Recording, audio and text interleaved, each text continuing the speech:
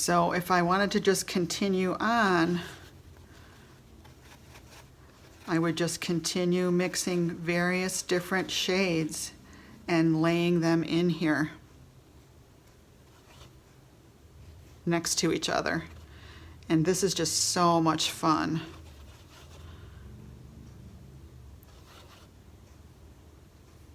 You know, sometimes I'm going to pull a lighter value over here and I might decide, oh, that's really too light.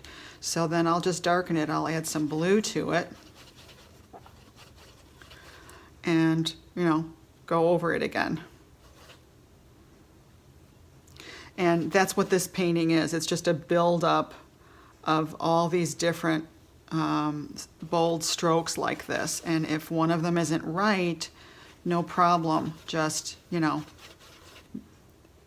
fix it on the fly and lay it back in there. You know, maybe I can do a really dark, dark teal, a darker teal, and see where I can put that, because I love blue-green. So let's see if there's a place I can put this. I'm mixing it, and I can just hold it up and figure out, well, where would be a good place for this? Oh, maybe I could put it right here because it's so much darker. That actually works. Obviously, I couldn't put that over here. It'd be way too dark. Maybe I'll mix in some blue violet into that now, and it'll make it, you know, even cooler. And I can put that over here because that's darker. What if I even were to mix some violet in with that? So now what happens is I have green, blue, and red, and that's going to give me my darkest dark. That's how you make black, really. If you mix green, red, and blue, you get a really, really dark color. Now, I don't know that I want that on here, but I certainly could. Maybe we'll do that in the Union part of the flag.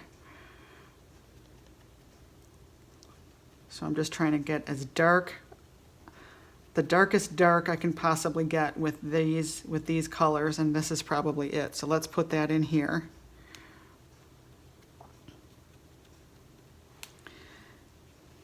And it's automatically going to be very harmonious because it's made of the same colors. And that's the beauty of a limited color palette. You cannot go wrong because you're using the same colors. You wouldn't want to introduce another color at this point that wasn't used in the entire painting.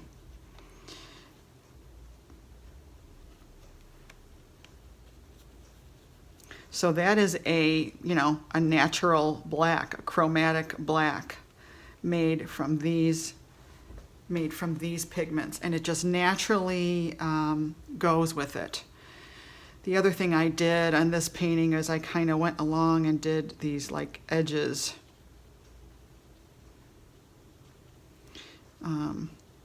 Just to kind of give it, I don't know what, a stripey effect. You know, when you look at my sample, that's what you see. I kind of had that laid underneath, but for the sake of this exercise, I didn't start out with dark underneath because I wanted you to see the color mixes. And I would just continue doing more strokes laid on top of each other. You know, maybe I would do just a few more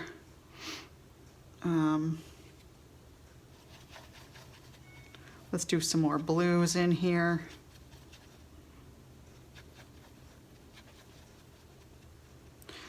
Darker blues, maybe even a little red in there. So that's a slight variation. What if I used my alizarin crimson with my phthalo blue? Now what happens with that is that alizarin crimson has a cool bias to it, and phthalo blue also has a cool bias to it. But if I were to mix phthalo phthalo blue, which is cool, with a warm red, you know, like let's say I used cadmium red light or pyrrole red, so that's got a warm bias to it, then that's going to make a muddy, muted purple, which is not necessarily a bad thing. Sometimes you want to have a muted purple. In fact, they work great for mountains in the distance if you were doing a landscape, for instance. So that's something to keep in mind too, the bias of a color. I don't know if you guys have heard of that, but the more the more you practice color mixing, the more you start to understand the bias of colors and what that does as well. So this is working pretty good. I'm getting real dark again over here, but that's okay. I'm kind of enjoying doing this. So this is a little bit bluer, a little bit crazy dark over there, but that's okay. You really start to see that form. So maybe I'll come back in. Maybe we'll get it just a little bit more. I think I need just a couple of strokes of clean ultramarine blue with white, which I don't really have much left here anymore. This was ultramarine blue and white.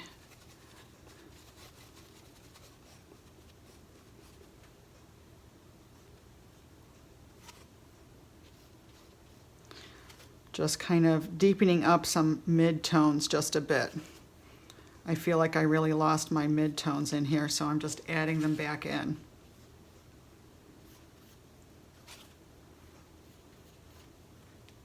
This might be a little bit too light right there when I squint. This pops out too much because this is the shadow side. So I'm just going to darken. I like the fact that it's green, but I'm going to darken it a little bit.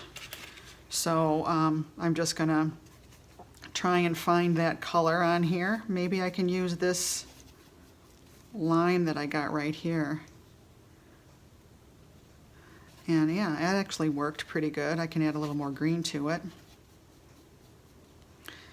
And then I'm going to have more of a green. But yeah, that's okay. That works.